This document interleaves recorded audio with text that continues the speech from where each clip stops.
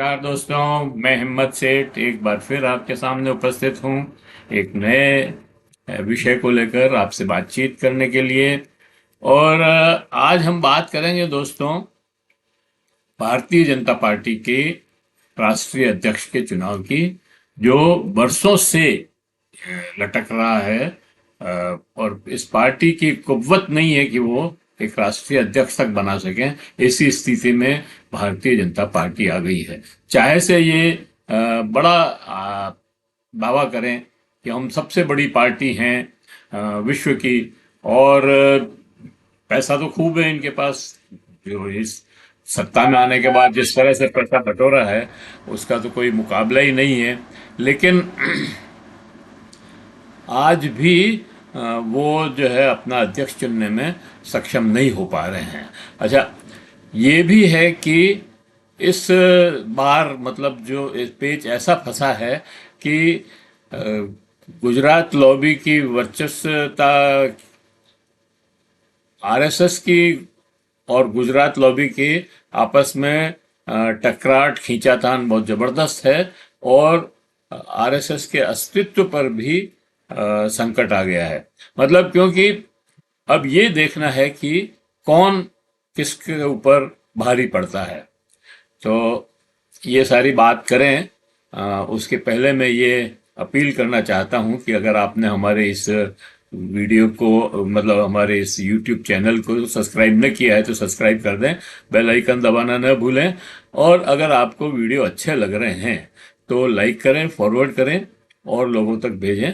और लोगों से भी, अपने परिजनों से और दोस्तों से भी कहें कि वो हमारे इस चैनल को सब्सक्राइब करें और बेल आइकन दबाएं। दोस्तों, ये जो मैंने बात की भाजपा की और भाजपा के अध्यक्ष के चुनाव की कि वो क्यों नहीं हो पा रहा है, उसके ऊपर लंबी बातचीत करेंगे। उसके पहले मैं आपको ये बताना चाहता हूँ कि मैंने अभी हमने मतलब महावीर समता संदेश यूट्यूब चैनल पे एक अवैध बांग्लादेशी की समस्या पर एक वीडियो बनाया था। बातचीत की थी मैंने आपसे, आपको ध्यान होगा। और उसमें मैंने ये कहा था कि बांग्लादेशी जो इशू है वो भाजपा और आरएसएस के एजेंडे को चलाने के लिए ज़्यादा मुफीद है। और जितनी जितनी गंभीर समस्या वो बताते हैं उतना वो गंभीर है नहीं उस समस्या के बारे में। ये मैंने इसलिए कहा था कि मैंने उस समय ये कहा था कि 4 लाख बांग्लादेशी आइडेंटिफाइड हैं। एनसीआर जो हुई थी और उसमें पता लगा था कि 20 लाख लोगों के पास दस्तावेज नहीं है। उसमें से 16 लाख लोग भारत के ही हैं, आसाम के, और वहीं के रहने वाले हैं। फखरुद्दीन अली अहमद जैसों के परिवार के पास भी, जो देश के राष्ट्रपति रहे, उनके पास भी दस्तावेज नहीं हैं। तो लेकिन 4 लाख लोग ऐसे हैं जो आइडेंटिफाइड बांग्लादेशी हैं। तो उनको बाहर वापस क्यों नहीं भेजा जा रहा है, हमारा बहुत बड़ा सवाल ये है। वो सब जगह ये आवाज़ तो उठाते हैं कि झारखंड में बांग्लादेशी घुस गए और दिल्ली में रोहिंग्या आ गए, और जहाँ पे भी चुनाव होता है वहाँ बांग्लादेशी और रोहिंग्या पहुंच जाते हैं। लेकिन ये जो रोहिंग्या है 40,000, वो भी आइडेंटिफाइड हैं, और 4 लाख बांग्लादेशी भी आइडेंटिफाइड हैं। इनको ये भारत सरकार वापस क्यों नहीं भेज रही है, बड़ा सवाल ये है। तो लेकिन लोगों ने इसका सवाल का जवाब नहीं दिया। एक पोस्ट पे किसी ने लिखा, उसका नाम तो मैं नहीं लेना चाहता क्योंकि उसका क्यों प्रचार करूं मैं जबरदस्ती। वो जवाब तो नहीं दे पाए, लेकिन लिखा कि ये सेक्युलर गैंग और टुकड़े टुकड़े गैंग और लुटियंस गैंग, पता नहीं क्या क्या जो जो भी गैंगे हैं उनकी, उन सब के बारे में उन्होंने बड़े अच्छे से लिखा। लेकिन ये जवाब नहीं दिया कि 4 लाख लोगों को वापस क्यों नहीं ले भेज रहे हैं। और मैं आपको सच बता रहा हूँ कि वो 4 लाख लोग आइडेंटिफाइड हैं और 40,000 रोहिंग्या आइडेंटिफाइड हैं, तो उन्हें वापस भेज दो। किसको तकलीफ है? हमें तो कोई तकलीफ नहीं है, क्योंकि आपका एजेंडा फिर नहीं चलेगा। आप कह दोगे कि भाई हमारे हमने भेज दिए बाहर, अब कोई बांग्लादेशी नहीं है, कोई रोहिंग्या नहीं है, तो आपका एजेंडा कैसे चलेगा? आप जो हर बात में हिंदू मुसलमान करते हैं, घृणा फैलाते हैं और इस तरह के काम करते हैं। कल होली थी दोस्तों, और होली, इस बार की होली शर्मसार हुई होगी, क्योंकि पहली बार भारत के अंदर पहली बार होली के दिन मस्जिदों को त्रिपाल से ढका गया। ये कौन सा सांस्कृतिक राष्ट्रवाद की बात करते हो आप? तो ये जो बातें हैं, इसकी वजह से इनको बहुत तकलीफ हो रही है। खैर, ये तो अपना एजेंडा छोड़ने वाले नहीं है। हमें ही समझना पड़ेगा कि हम भारतीय जनता पार्टी और आरएसएस के, मतलब जो इनका अध्यक्ष है वो क्यों नहीं बन पा रहा है, इस पे ही चर्चा कर लेते हैं। भारतीय जनता पार्टी के अध्यक्ष 3 साल के लिए बनते हैं, और नड्डा साहब जो है 2019 में चुनाव के बाद बने थे, क्योंकि शाह साहब को जो है वो गृह मंत्री बन गए थे, तो उनको रिप्लेस करना था। उसके बाद 3 साल के बाद लगातार उनका एक्सटेंशन होता जा रहा है, और अभी पार्लियामेंट चुनाव के पहले भी एक्सटेंशन हुआ था, और पार्लियामेंट चुनाव के बाद भी लगातार एक्सटेंशन होता जा रहा है। अभी भी वो एक्सटेंशन पे ही चल रहे हैं। लगभग 6 साल हो गए, मतलब डबल टाइम तो हो ही गया है, और अभी तक भी भारतीय जनता पार्टी अपना अध्यक्ष बनाने में सक्षम नहीं है। क्यों सक्षम नहीं है? क्योंकि वहां पर कोई लोकतंत्र नहीं है, आंतरिक लोकतंत्र तो बिल्कुल नहीं है। एक मतलब एक मैंने अभी एक वीडियो देखा था, 1-2 दिन पहले ही, आज सुबह ही वीडियो देखा था एक, और मुझे उसमें बहुत ही एक दमदार बात लगी। दमदार बात यह है कि भारतीय जनता पार्टी का राष्ट्रीय अध्यक्ष, जो पार्टी का सर्वे सर्वा होता है, सबसे बड़ा नेता होता है, उसके ऊपर कोई नहीं होता है, उसका कार्यकाल का एक्सटेंशन एक विज्ञप्ति से हो जाता है। तो ये विज्ञप्ति कौन निकाल रहा है? जब अध्यक्ष ही सबसे बड़ा है, तो ये विज्ञप्ति निकालने वाला कौन है? कौन तानाशाह है जो इस विज्ञप्ति को निकाल रहा है और कार्यकाल बढ़ा रहा है? मतलब न तो कोई बैठक हुई, न कोई चर्चा हुई, न किसी से कोई मशवरा हुआ, सिर्फ प्रेस विज्ञप्ति से भारतीय जनता पार्टी के राष्ट्रीय अध्यक्ष का कार्यकाल बढ़ जाता है। तो आप समझ सकते हैं कि भारतीय जनता पार्टी में किस तरह का लोकतंत्र काम कर रहा है। लोकतंत्र कहेंगे या एक तानाशाही कहेंगे।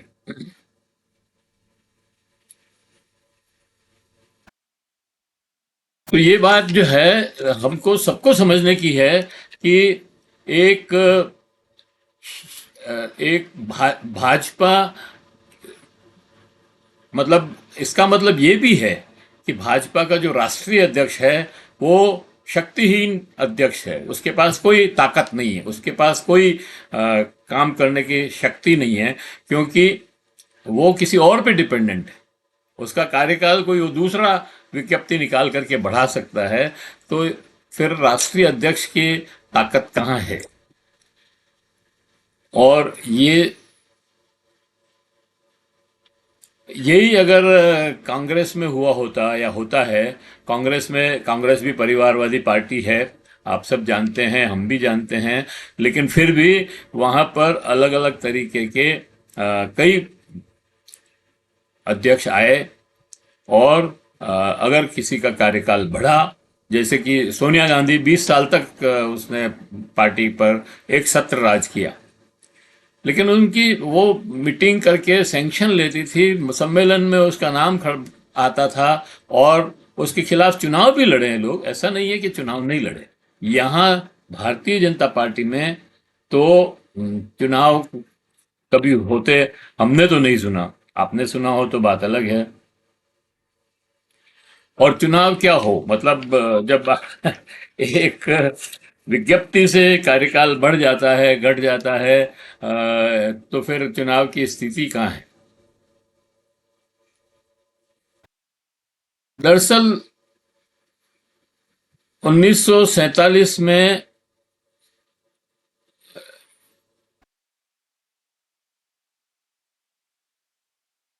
1947 में जब देश आजाद हुआ, उसके पहले आरएसएस 1925 से बन गई थी।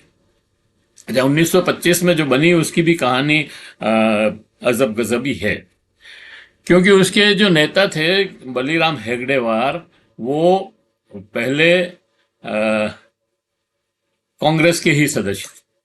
कांग्रेस के सदस्य थे, कांग्रेस छोड़ करके उन्होंने आरएसएस बनाई। और उसमें आरएसएस बनाई भली उन्होंने, लेकिन उसमें सबसे ज्यादा भूमिका जो है बलि बाल कृष्ण मुंजे की थी।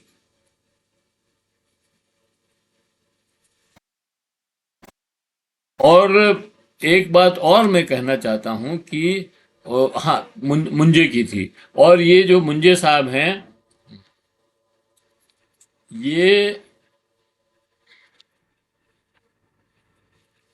गोलमेज सम्मेलन में 1931 में लंदन गए थे। तो उसके बाद वो इटली के जो तानाशाह थे मुसोलिनी, उनसे मिलके आए।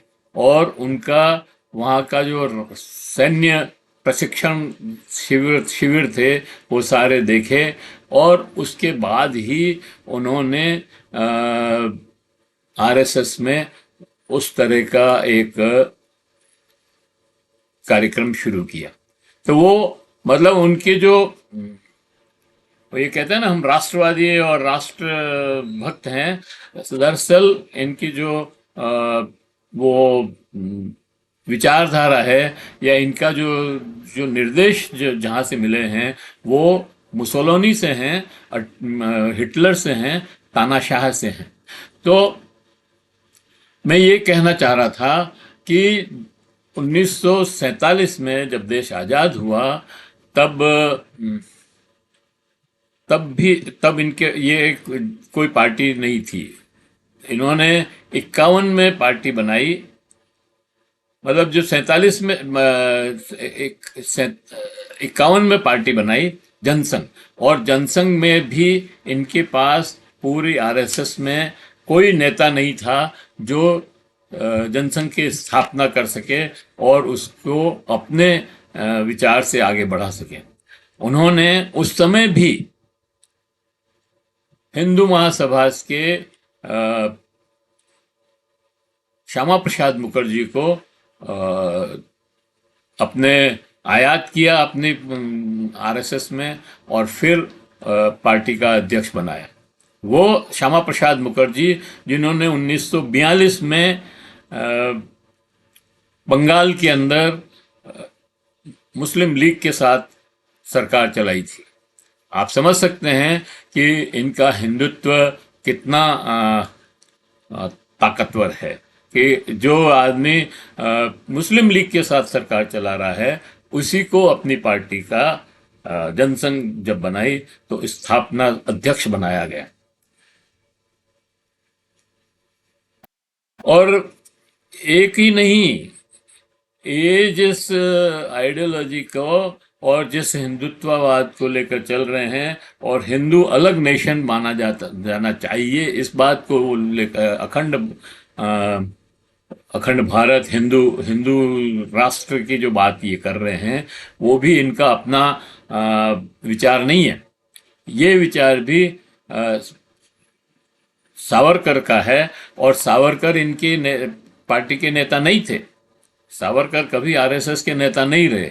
उनको इन्होंने अडॉप्ट कर लिया, वो एक अलग बात है। लेकिन सावरकर जो है, जिसको ये आजकल आइकॉन बताते हैं, वो एक दिन के लिए भी आरएसएस के सदस्य नहीं थे। उनके टू नेशन थ्योरी को इन्होंने अडॉप्ट किया, ये विचार वहां से आया। तो इनके अपने कोई विचार, मेरा कहने का मतलब ये है कि इनके अपने कोई विचार खुद के नहीं हैं, ये अडॉप्टेड पार्टियां हैं। और सावरकर साहब जब जेल में थे तो वहां से माफी मांग कर आए और 5 बार माफी मांगी उन्होंने। और उसके बाद उन्होंने कभी भी अंग्रेजों का विरोध नहीं किया, कभी भी। और अंग्रेजों का विरोध नहीं किया, इसी के एवज में उनको 60,000 रुपये महीने की पेंशन मिलती थी। बताओ, एक हिंदुस्तानी आदमी को जो जेल से माफी मांग के आया, उसको अंग्रेज सरकार पेंशन क्यों देती है? इसका मतलब साफ है कि वो अंग्रेजों की दलाली करता था। आरएसएस की स्थापना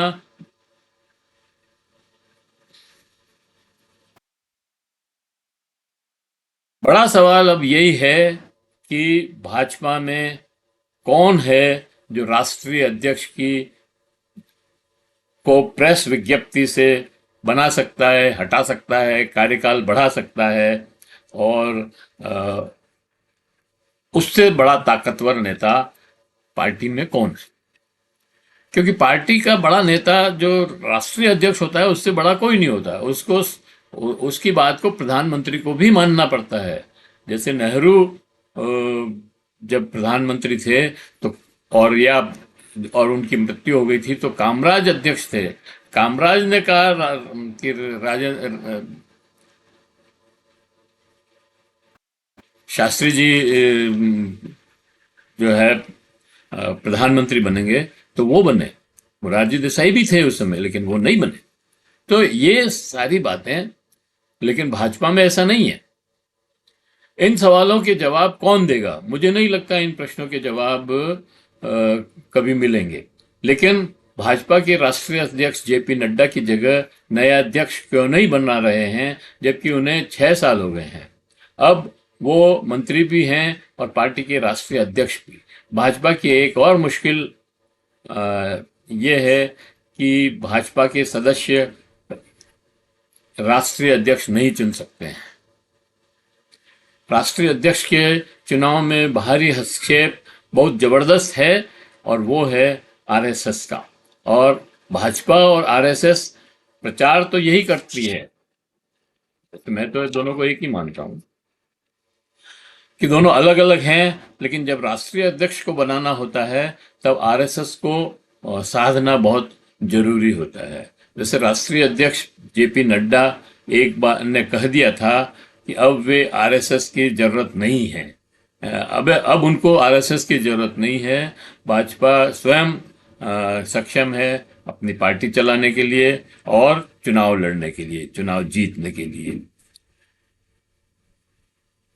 उनकी कुर्सी का फैसला मुश्किल में पड़ गया। अब गुजरात लाबी आरएसएस और भाजपा नेता में रस्साकसी चल रही है। देखते हैं फैसला होता है और कैसे होता है। राष्ट्रीय अध्यक्ष कोई भी हो, पर्ची से ही बनने वाला है, ये बात तो तय है। क्योंकि आज तक का इतिहास, भारतीय जनता पार्टी का आज तक का इतिहास, चाहे वो जनसंघ के जमाने से हो, कभी भी चुनाव नहीं हुए। और हमेशा जनसंघ भाजपा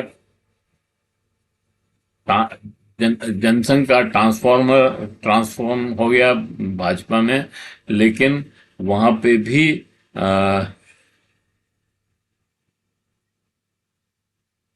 कभी अध्यक्ष जो है नहीं बन, मतलब भाजपा में भी कभी अध्यक्ष का चुनाव नहीं हुआ। और मुझे नहीं पता कि कैसे चुनाव होता है उनका, लेकिन हमने नहीं देखा कि किसी एक चुनाव में कोई उनके सामने कोई खड़ा हो और फिर वोट पड़ा हो, और वोट ना पड़ा हो तो समझाइश हुई हो कि भाई दोनों में जो है आम सहमति बन गई। लेकिन कोई विपक्ष में है ही नहीं। कभी भी नहीं आया।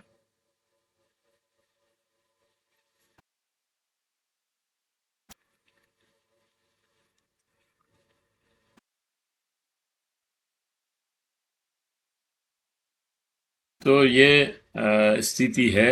अभी भी चुनाव होने में मुझे बहुत मुश्किल लग रहा है, क्योंकि आरएसएस जिन नेताओं के नाम ले रहा है वो गुजरात लॉबी को पसंद नहीं है, और गुजरात लॉबी जो है अपना नाम देना चाहती है। उसको अब भय है कि कोई भी नाम हम देंगे वो हमारे विरुद्ध हो गया तो अब उनके पास मतलब सिर्फ पर्ची से बनाने के अलावा कोई चारा नहीं है।